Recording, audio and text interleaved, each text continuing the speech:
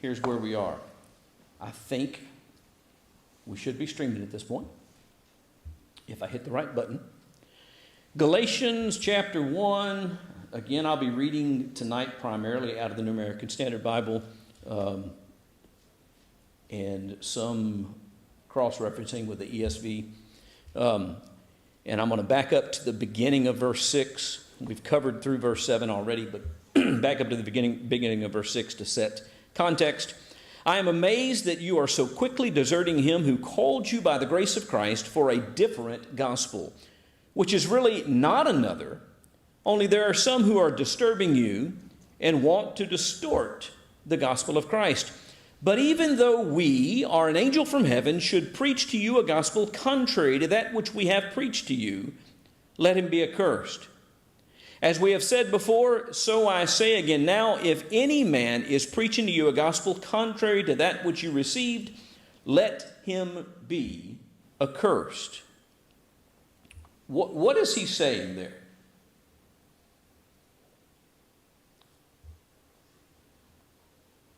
Don't change what you've heard.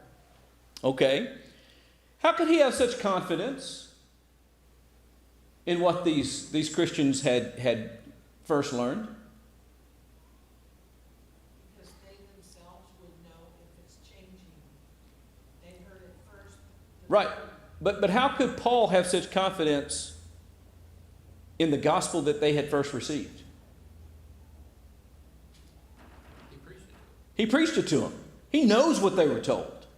How can he have such confidence? Can't he be wrong? He was inspired. Is he being arrogant here? He knew the source. He knew the source. And he's going to get into that discussion shortly. And so that's kind of what I want to bring out here. He is not being arrogant. He understands the source of his teaching. He's going to talk about the source of his teaching in a little while. And we'll study that when we get there. He is not being arrogant, and that's very clear because he includes himself among those who, if they were to teach something different than that which they had received, that they ought to be accursed. What does that word accursed mean? It's an interesting word. Separated from God. Okay, separated from God. Anybody have any other thoughts? Ashamed. All right. Anathema is another word that you might see. I don't know, some translations might use the word anathema there. That's not a whole lot helpful because that's not a common English word either. I'm going to read something to you about this word. The Greek word, and I got to get to that section, was a technical Greek term. And it meant, or it was used, I'm going to say it this way, it was used the same way that the Hebrew word kerem was used, which goes all the way back to the Old Testament and had reference to those things which were placed under the ban. What were they told to do when they went in and took the promised land? And God said, okay, these things are under the ban. What were they supposed to do with those things? Anybody remember?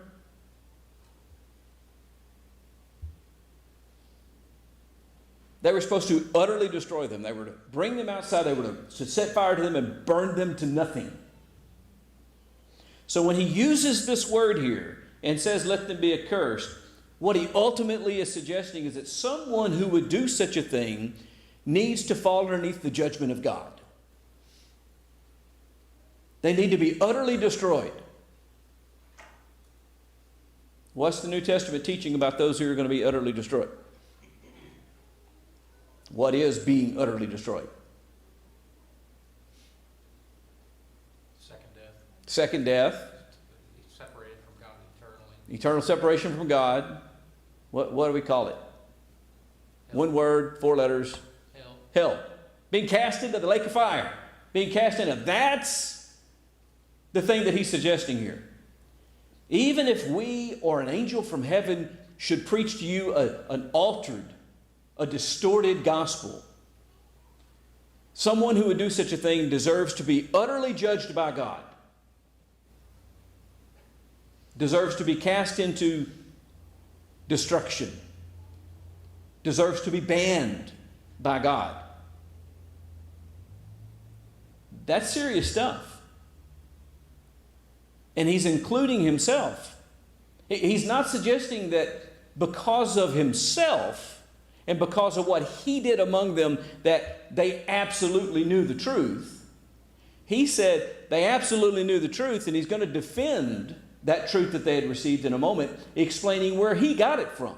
He had told them these things. He's about to tell them where the source actually was. And that's important. And he is saying if you alter at all, then the one who does the altering deserves to be judged by God. And you know what that tells us? The fact that he even says these things here, you know what that tells us? There is an objective body of truth that can be defined and identified. We can know that truth from God, from those who distort that truth, just as certainly as they could. It means that Christianity and the righteousness of God is definable.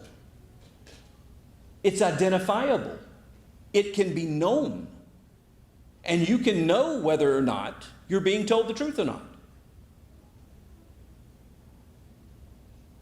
Acts 17 talks about a group of people who were dedicated to eagerly listen to men talk about the gospel and then do what? Search to see whether it was so. Could they know if what they were being told was the unadulterated gospel as opposed to one that's been distorted? Absolutely. Just like the Galatian churches could, and just like we can. This whole idea that there's this kind of mystery and that things change and that it's all subjective, that's nonsense.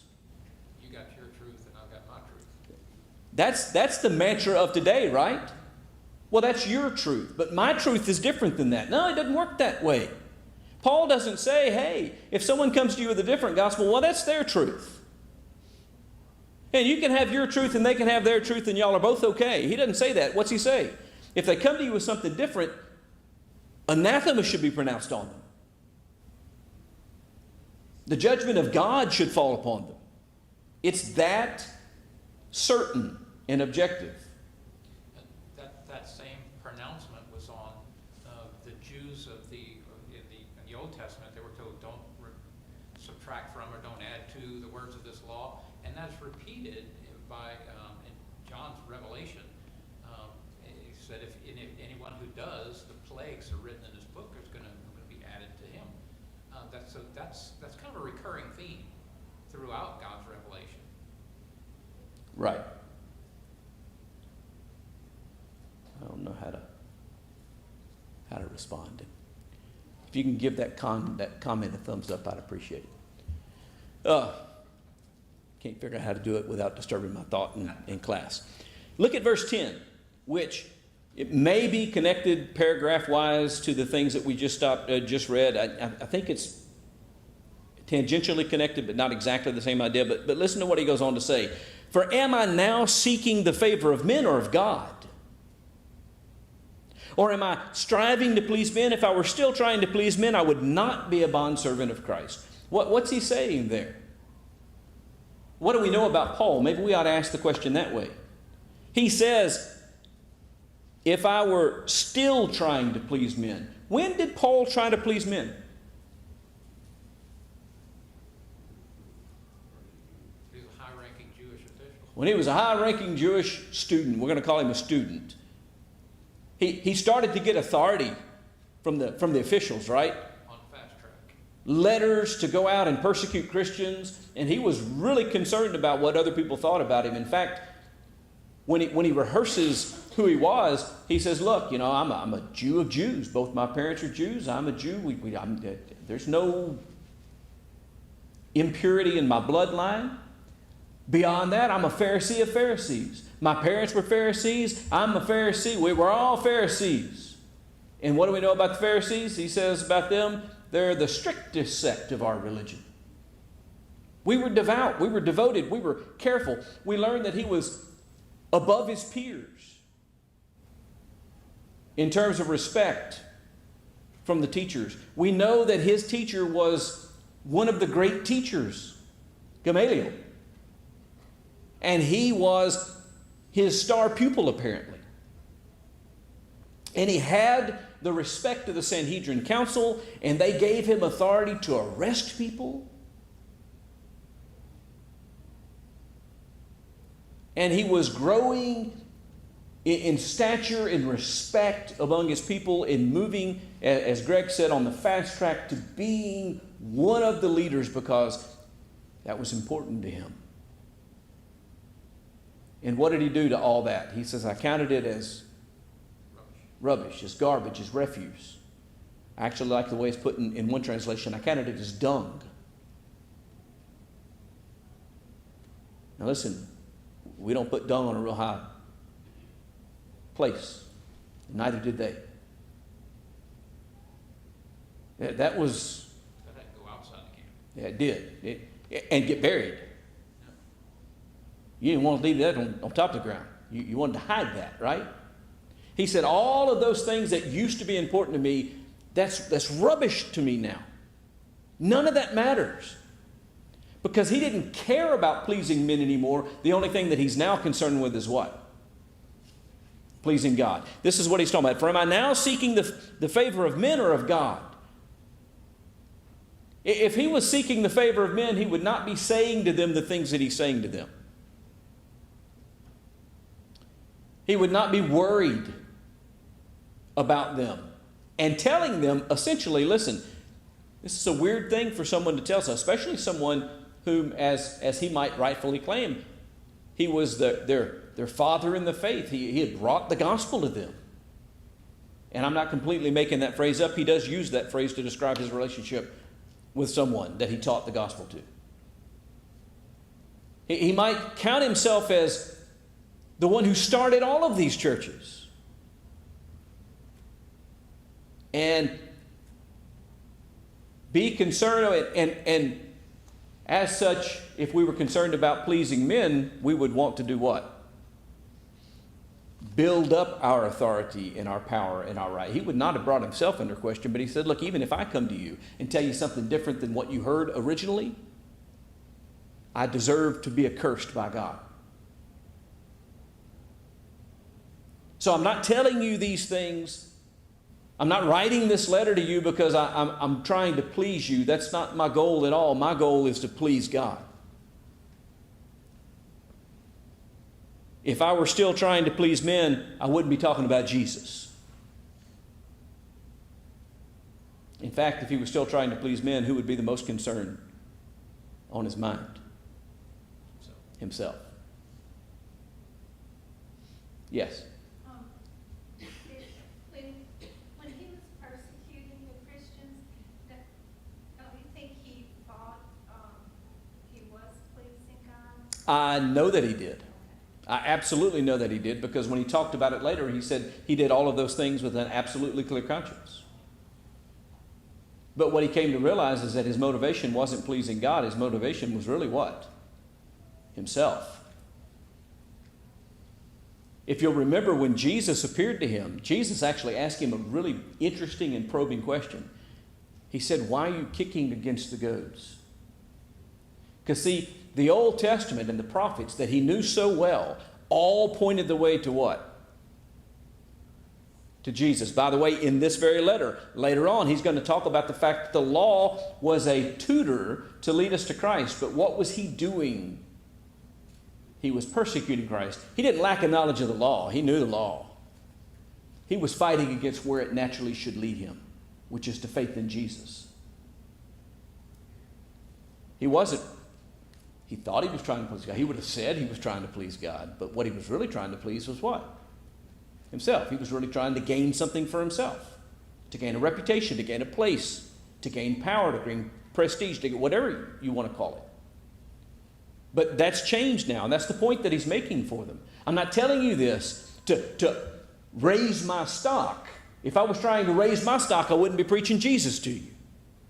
By the way, that's still true to this very day. The people who want large churches, who want lots of people, who want lots of money, they don't preach the gospel to people. What do they preach? A distorted gospel that people want to hear, that make people feel comfortable. I'm not trying to please men. He wasn't trying to please himself. He wasn't trying to please his audience. He was trying to please one person, or three. God. For I would have you know, brethren, that the gospel, by the way, he uses the word, this is all by inspiration, so to keep them, this is God using the term brethren for a group of people that he just identified as quickly deserting Christ. So these were brethren who were starting to be in error about their beliefs and practices. He still calls them brethren. I would have you know, brethren, that the gospel which was preached by me is not according to man. He is about to get into the authority from that first message that he's telling them they shouldn't divert from. That no matter who tells them something different, they shouldn't buy it. Why? Was it because God, was it because Paul thought of himself as a God? No. In fact, he says that message that I preached to you wasn't according to any man. I neither received it from man, nor was I taught it, but I received it through a revelation of Jesus Christ. For you have heard of my former manner of life in Judaism, how I used to persecute the church of God beyond measure, tried to destroy it. I was advancing in Judaism beyond many of my contemporaries, among my countrymen, being more extremely zealous for my ancestral traditions. But when he who had set me apart, even from my mother's womb, and called me through his grace, was pleased to reveal his Son in me, that I might preach him among the Gentiles, I did not immediately consult with flesh and blood, nor did I go up to Jerusalem to those who were apostles before me, but I went away to Arabia and returned once more to Damascus. Man, he writes long sentences. There's like three things in here I want to make sure we bring out. The one that I'm going to bring out so I don't forget about it. Look at verse 16. He does not say to reveal his Son to me. It's very important that we notice that. He says to reveal his Son in me. He is saying that he was chosen by God as a vessel to carry the truth to people. He was chosen by God to be an apostle. He was chosen by God to bear witness of the resurrection of Jesus and to pronounce the gospel to people. He was chosen to be a source of revelation to men. He doesn't talk about Christ being revealed to him here. He talks about Christ being revealed in him, that I might preach him among the Gentiles. So, who is he saying is the source of his gospel? Christ made it known to God. I didn't study from a man. Some man didn't teach me. By the way, did some man actually tell him the gospel? Yes. Some man did actually tell him the gospel. So this is not an absolute statement where he's saying, I didn't learn anything from any person. We need to understand that. Because what did he do?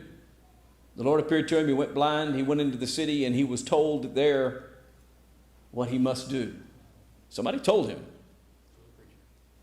Someone preached to him. That's not his point.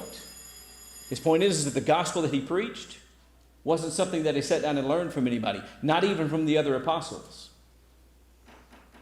He didn't consult with anyone, he says. I didn't go up to Jerusalem to those who were apostles before me.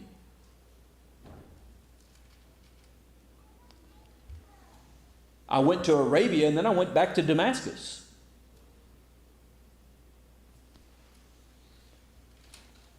He talks about being set apart even from his mother's womb. Does that mean that he spent his whole life in service to God? No. But what does that mean? God knew all along what he was going to be, what he was going to do, what his work would consist of. That he was going to be the one who was the vessel to carry the gospel to the Gentiles, a gospel that he didn't receive from man, nor was he taught it by man, but he received by revelation from God. He was inspired. That's what he's saying. Verse 18, 3 years later, I went to Jerusalem to become acquainted with Cephas and stayed with him 15 days. But I did not see any other of the other apostles except James, the Lord's brother. And so it took years before he actually made his way back to Jerusalem. And when he got to Jerusalem, he didn't even go sit down and counsel with the apostles then. Now, what I'm writing to you, I assure you before God that I'm not lying. Then I went to the regions of Syria and Cilicia, and I was still unknown by sight to the churches of Judea which were in Christ. But only they kept hearing, he who once persecuted us is now preaching the faith which he once tried to destroy. And you remember that whole story from the book of Acts where when he goes back to Jerusalem, the church there doesn't want to receive him. They had heard that he had changed, but they had trouble believing it. And they didn't really know him. And the point of him saying that they didn't know me by sight was what? He had not spent large amounts of time with the apostles.